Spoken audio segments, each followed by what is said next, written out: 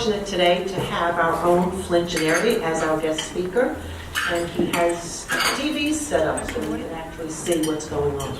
I'm just going to start with talking a little bit about my development and how I got into photography and how I started and how I was born. Because I was a premature baby, so I had a lot of health defects when I was growing up. And, hard of hearing, hard of breathing, dyslexia, learning disabilities. So I had to figure out some other skills. And what I did was actually study photography by looking at textbooks at school, probably instead of paying attention to the class. And anyway, it really helped because I'm a very visual person. And I started photography at a very early age of, say, 9 years old.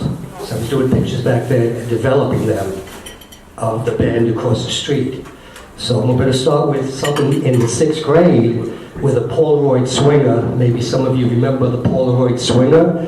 That was a camera that developed by itself, so you can take whatever pictures you want, and you don't have to go to the drugstore to get them developed. And it was a big hit, made by Polaroid.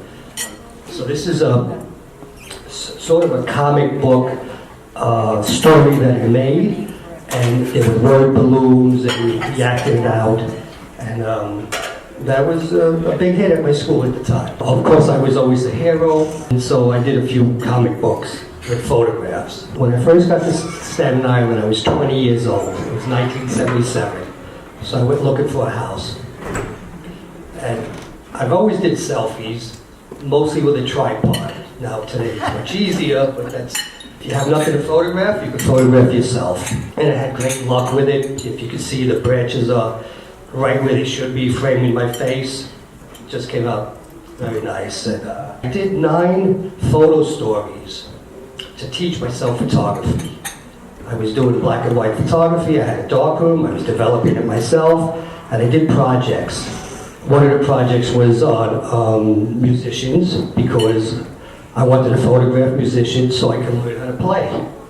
And that worked out a little bit. Self-portraits, of course, photograph every aspect of your life. And to get good pictures, I found that you just have to make your life interesting. So I was always involved with a lot of different things that were photographically amusing to me.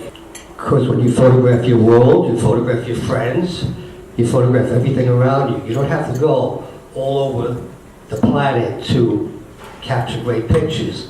And I proved that. When I got to high school, I finally got a camera of my own.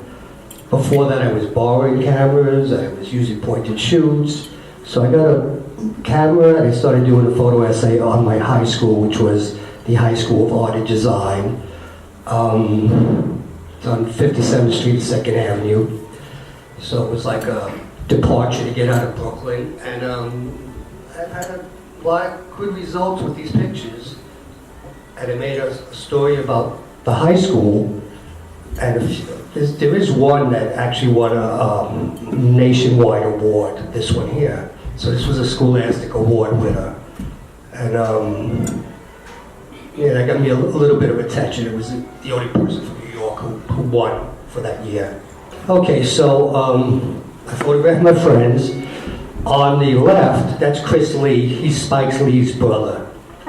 On the far right, that's Al Diaz. So he got pretty well known by doing artwork with Basquiat. So he still has a career, and I had a gallery show in Westchester this weekend. Now, I was invited by the person who had the room, and I put 2 pictures up. I went downstairs, because it was 5 floors. He had his work in the vault, because the building was a bank at one time. So, I also made a story about graffiti artists. This is probably my most well-known work, because graffiti is all over, and it's everybody's interested, at least the young people are, and the museums and the galleries are interested. So I do candid slice of life pictures, like you would see in Life magazine, or you would see in nothing is ever posed in any of my pictures, actually. So you have to be there, you have to be taking pictures, and then you capture the right moment. So, Flint, you just walking around with your camera and you see something, you just take a picture? There's a little more than that because I actually got to know these people. So when you get to know people, it's like you have access to take pictures. Just walking around is kind of intimidating, you know, because I've been, a lot of stories. I've had my tires slashed, I had plates thrown through my back window, you know, it's 3 o'clock in the morning when I'm doing architectural photography. I've had a lot of stuff happen, so I prefer to get access by becoming friends with people. And then it gets to be normal. After I'm taking so many pictures, they don't even pay attention to me. You know, and that's what I prefer because I have to take a lot of pictures to get that one good one. So these pictures, especially the graffiti stuff, I'm in dozens of books, even like the back cover of a book. And you know, I get invited to have galleries, shows. I have not done as well as the graffiti photographers that photographed in color. Those guys made millions. They really did. That I know them. It's incredible. But my work is getting out there. So photography, because you take it at a certain time, it becomes a historical document also. Like they don't have paddy wagons like that anymore. And the police, even the police car in the picture before is, you know, doesn't exist anymore. So that could date the picture, which is a good thing because people like to look at pictures of the 60s, of the 70s. And a lot of these people are not interested in the photography I do today. They're like, let me see the stuff of the 70s. I remember those. I remember those cars, graffiti all over, you don't want to sit down. On the subway. And the subway was worth it. Because you don't want to sit down because the paint might still be wet. So, yeah, so this is another series I did with a graffiti writer who lived nearby. And he invited me out to go with them while they had a mission to paint the trains. Now, this series did very well for me. I ended up having a gallery show in Paris, and this was the stuff that they picked. When you're young, you're invincible. You don't know that? I just wanted to show you. This is the Cartier Museum where I had the show. This was quite a wonderful museum. This is the wall they gave me. They gave me a wall. I could do whatever I want on it. So this is actually my display, just to give you a scale of how big the wall was. The next photo essay I'm going to show you is a job I took.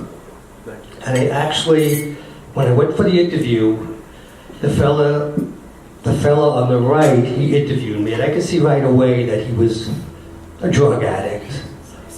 And I took the job so I could photograph him. That's basically why I took the job. And here he is introducing me to the foreman of the union.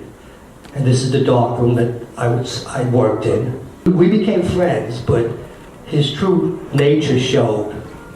And we worked in our own little department, so it was like I could do what I want. I could take pictures whatever I want. When I went out into the shop, I had my camera under my lamp smock.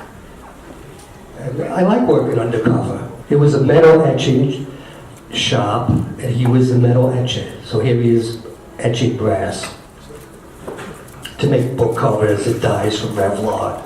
He was a character. I don't really like people posing for me, but they're going to do that. People are going to do that when they see a camera.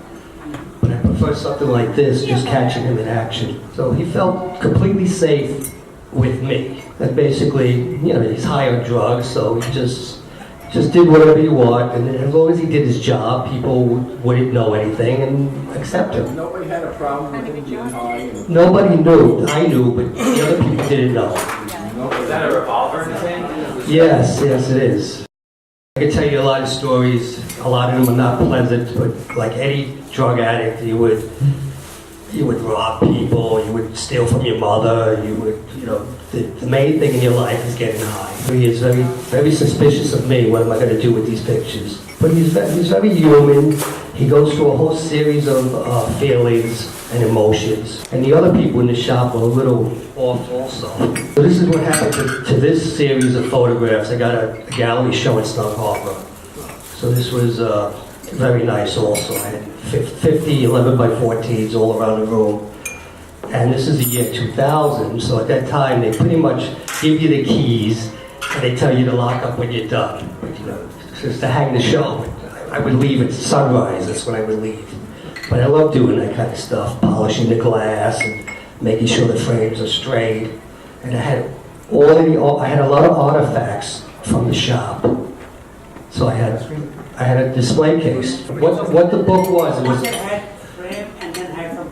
Yeah, it had a book cover in it because the brass etching that he was etching was to stamp on leather, to stamp on a book cover. That whole shop, it's obsolete. They don't do it that way anymore with acid.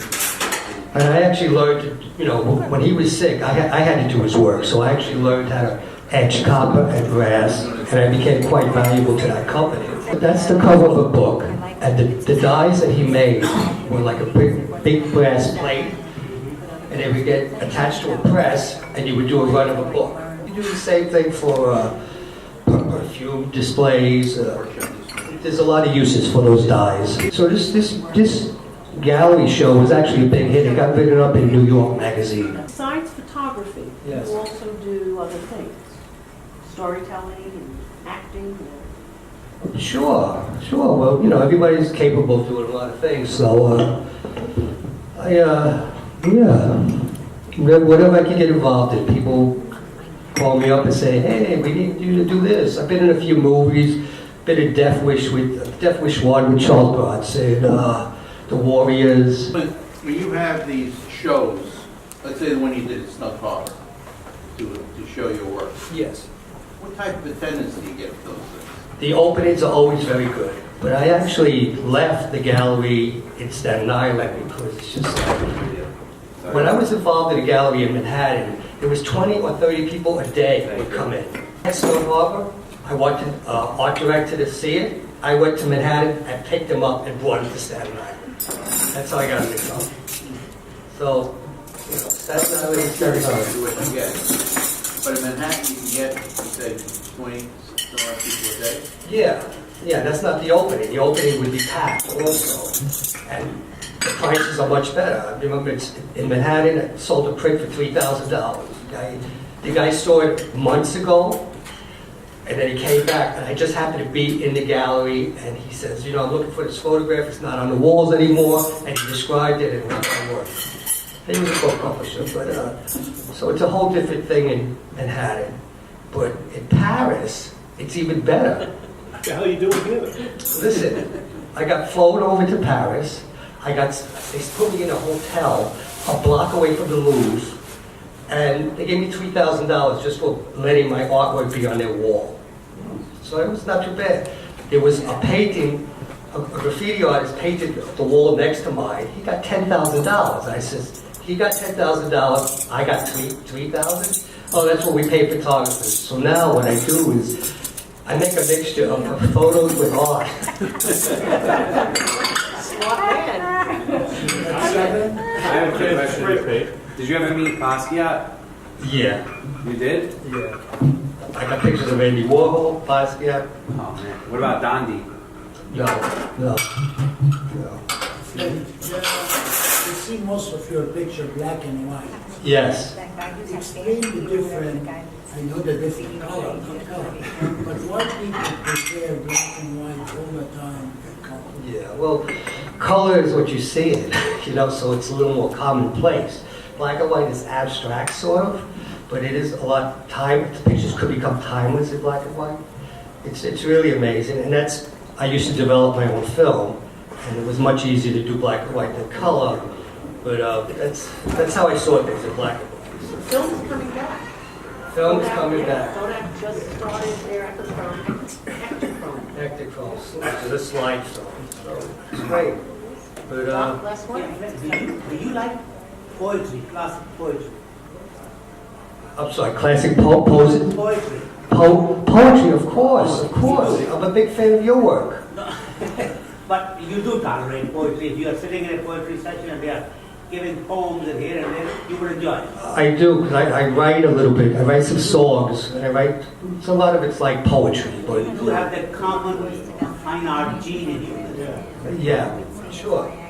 Are you inviting him for a poetry reading? I think he was trying to hook up with him so they get 15 grand. I just want to see how Performance art, yes. the interest in this that he has so deep, it's really requires special genes like a person to have that so long. There's no way. But we have a plaque to even hang. Look at Thank you that. so much. That's so Sorry, nice. it's not black and Since white. you're on top.